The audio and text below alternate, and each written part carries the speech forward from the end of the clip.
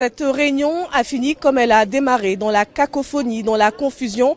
On a vu plusieurs référents des barrages quitter cette réunion en colère avec le sentiment d'avoir fait tout ça pour rien, de s'être mobilisés pendant 26 jours sur les barrages sans aucun résultat. Mais pour les leaders de ce mouvement, il y a quand même une décision qui a été prise. Et c'est la question que nous allons poser à Badirou. Badirou, vous qui avez été justement à la tête de ce mouvement dès le départ, clairement, les barrages seront levés, oui ou non ?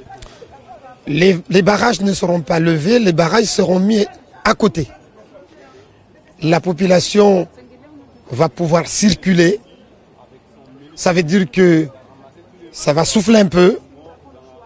Le temps de réflexion, le temps de laisser les élus négocier avec le gouvernement et revenir. Il faut noter que oui, la réunion était tendue, nous on le savait.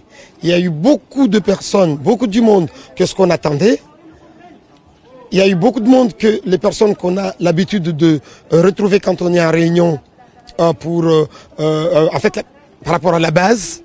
Aujourd'hui, c'était clair. Il fallait écouter la base.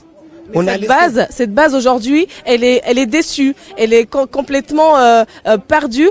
Clairement, vous pouvez dire aux Mahorais si dès lundi, ils pourront circuler avec leurs véhicules pour aller travailler à Mamoudzou dans les différentes administrations?